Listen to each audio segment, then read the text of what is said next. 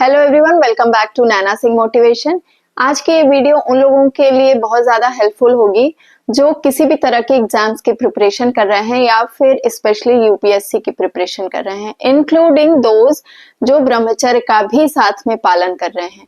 और अगर ब्रह्मचर्य का पालन नहीं भी कर रहे हैं तो भी ये रूटीन दोनों ही एस्पिरेंट्स के लिए यूजफुल होगी।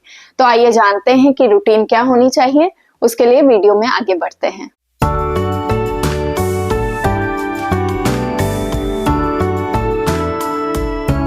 जब आप किसी एग्जाम्स की प्रिपरेशन कर रहे होते हो, चाहे वो 10th 12th हो, चाहे वो ग्रेजुएशन हो, पोस्ट ग्रेजुएशन हो, यूपीएससी की प्रिपरेशन हो, बैंकिंग की प्रिपरेशन हो, कोई भी एग्जाम हो, किसी भी एग्जाम्स की तैयारी के लिए कुछ बातें हैं जो आपको अपने अंदर चेंज करनी पड़ेंगी।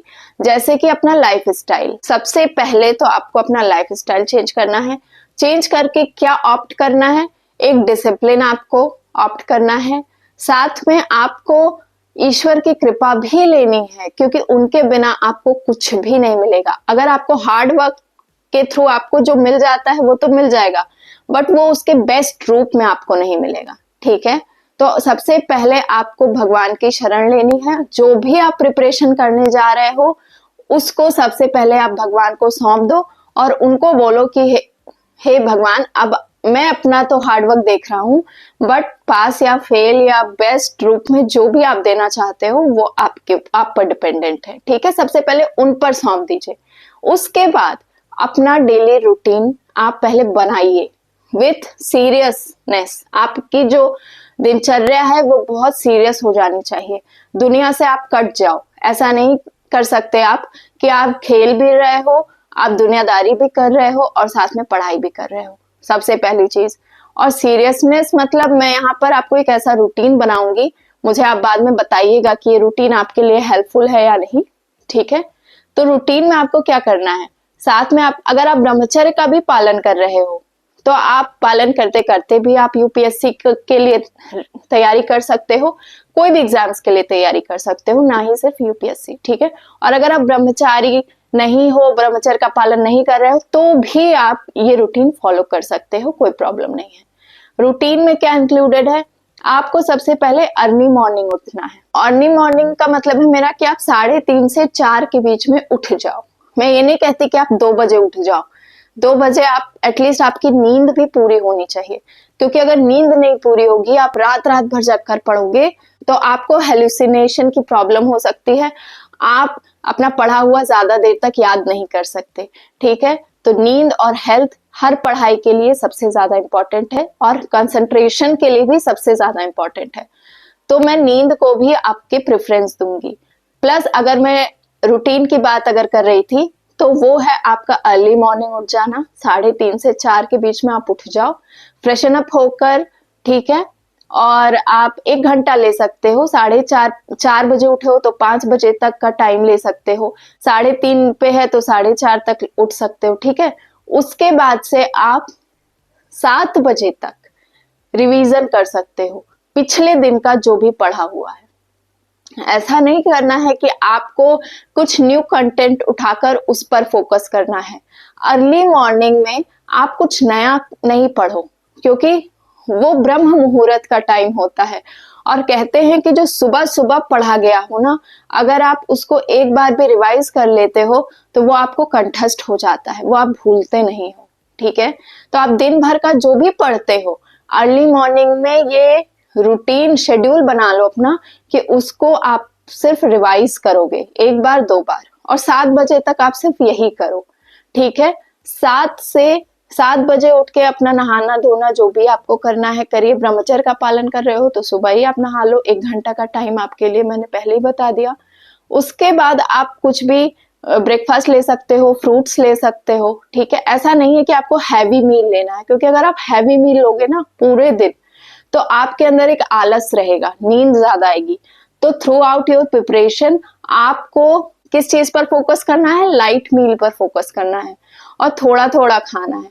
ऐसा नहीं, वरना आपको नींद आएगी और आप सोते हुए ही मिलोगे, या आप पढ़ रहे हो तो आपका दिमाग सिर्फ नींद पर फोकस करेगा, ना कि पढ़ाई पर।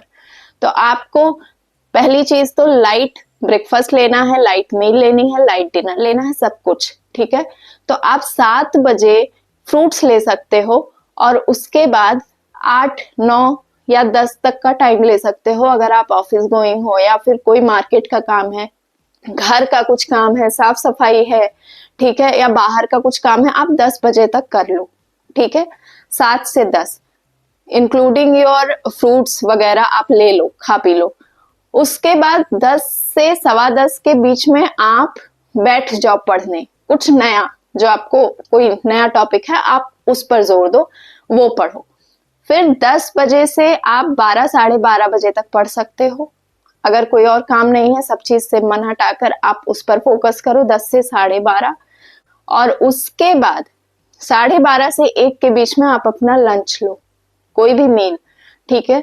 सोना नहीं है दोपहर में, कि अगर आप सोने की हैबिट पहले रखते थे तो वो आपको हटाना पड़ेगा अपने रूटीन से, ठीक है, क्योंकि आपका बहुत सारा टाइम सोने में चला जाएगा एंड वो आपके लिए हार्मफुल हो सकता है।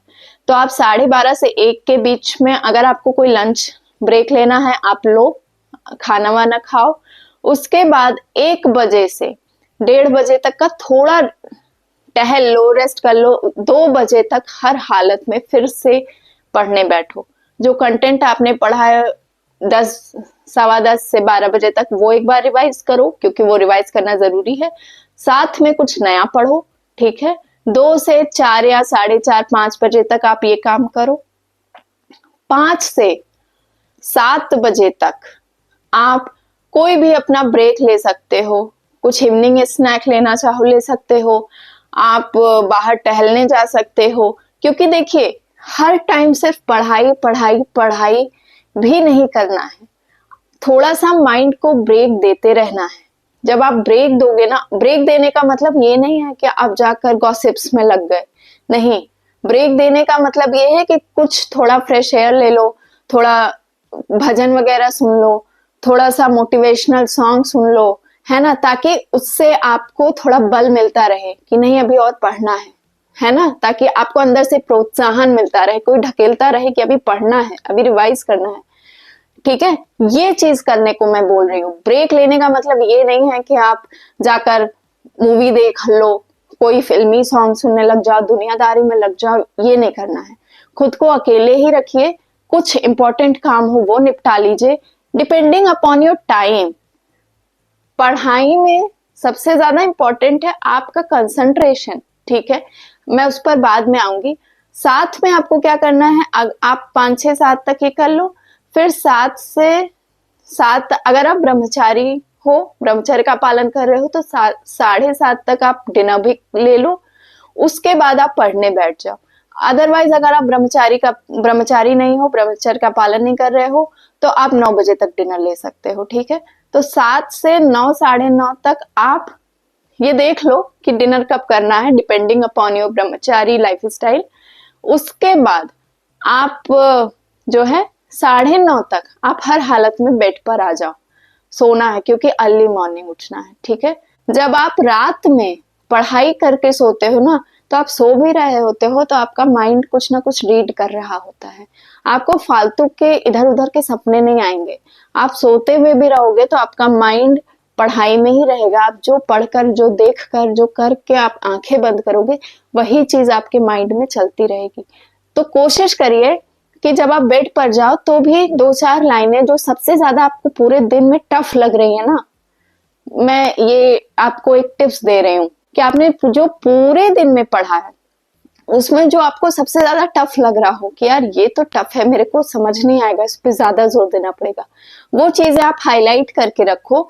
और जब आप सोने जाओ बेड पे, तो आप वो लाइनें जो आपने हाईलाइट करी थी, जो आपको टफ लग रही हैं, वही लाइनें सिर्फ आप एक बार रिवाइज करके और फिर सोइए।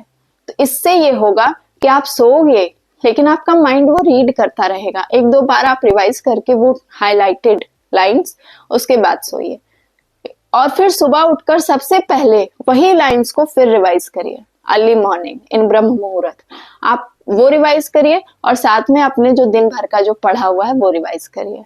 देखिए इसमें क्या होता है, इसका कोई पढ़ाई का कोई ये नहीं है कि आपको बहुत हार्ड मेहनत करनी है, आपको स्मार्ट वर्क करना है। स्मार्ट वर्क का मतलब ये होता है कि आप जो भी पढ़ रहे हो वो एकदम फोकस के साथ पढ़ो। ऐसा नहीं कि आप फॉर एग्जाम्पल अगर आप कुछ भी पढ़ रहे हो, ठीक है, उसमें आप पढ़ाई तो कर रहे हो, बुक आपके सामने रखी है, लेकिन दिमाग में आपके मूवी चल रही है, गाना चल रहा है, मार्केट की चीजें चल रही हैं, क्या खाओगे वो चल रहा है, भूख लग रही है, खाते खाते पढ़ रहे हो, गाना सुनते सुनते पढ़ रहे हो, तो आप सीरियस नहीं हो। ठीक है, इन सब चीजों को थोड़ा सा साइड में रखकर, और अगर आप सीरियसली ये सब चीजें करना चाहते हो, पढ़ना चाहते हो, तो ये करो। और साथ में आपको एक्सरसाइज भी करनी है, क्योंकि आप अगर एक्सरसाइज नहीं करोगे तो आपको कंसंट्रेशन प्रॉब्लम होगी। शेड्यूल के साथ साथ अपने आप को एक डेली रूटीन में भी ढालने की कोशिश करिए। अपने हेल्थ पर भी ध्यान दीजिए, लाइट खाइए, एक्सरसाइज करिए, फोकस जिससे बढ़े आपका, और साथ में भगवान पर आश्रित हो जाइए कि मैं अपनी तरफ से बेस्ट दे रहा हूं, आगे आपकी मर्जी। इसी तरह से आप रूटीन बना सकते हैं। और अगर आप कॉलेज गोइंग भी हो, ऑफिस भी जा रहे हो, बाहर का भी काम देख रहे हो, तो आप उसके अकॉर्डिंग कर सकते हो, क्योंकि देखिए इसका कोई टाइम नहीं है। अब आपको अगर कोई मार्केट जाना है, इंपॉर्टेंट काम है, तो आप वो ना करके ऑफिस जाना है, तो आप दिन भर तो घर में नहीं रह सकते ना। तो बिसाइड्स आप अपना वर्क भी करो, और साथ में जब भी आपको फ्री टाइम मिल जाए आप पढ़ाई पे फोकस करो। क्योंकि इसमें इम्पोर्टेंट क्या होता है, मुझे ऐसा लगता है कि अगर आप 5 मिनट भी पढ़ रहे हो तो उसमें आपको 4 मिनट का पढ़ा तो याद हो जाना चाहिए, है ना, क्योंकि आपका फोकस होना चाहिए। ठीक है, तो ऐसा नहीं है कि जो 24 घंटे में 20 घंटा पढ़ते हैं वही यूपीएससी क्रैक कर पाते हैं। जो 12 घंटा पढ़ते हैं वो भी क्रैक कर लेते हैं। बात सिर्फ फोकस की होती है, कंसंट्रेशन की होती है, कितना जल्दी वो याद कर लेते हैं, बात इस चीज की होती है। ठीक है, तो अपना डिसिप्लिन लाइफ पर फोकस करिए, अपना रूटीन चेंज करिए, भगवत आश्रित होइए, ये सबसे ज्यादा जरूरी है, क्योंकि उनके बिना चाहे कुछ भी नहीं होगा। जब आप उनको कुछ समर्पित नहीं करोगे तो आप बस उतना ही पाओगे जितना आप हार्ड वर्क करोगे। पर अगर आप भगवत आश्रित हो, भगवान को आपने समर्पित कर दिया है, तो आप वो तो पाओगे ही जो आपने हार्डवर्क किया है, पर वो अपने बेस्ट वर्जन में पाओगे। तो ये फर्क होता है।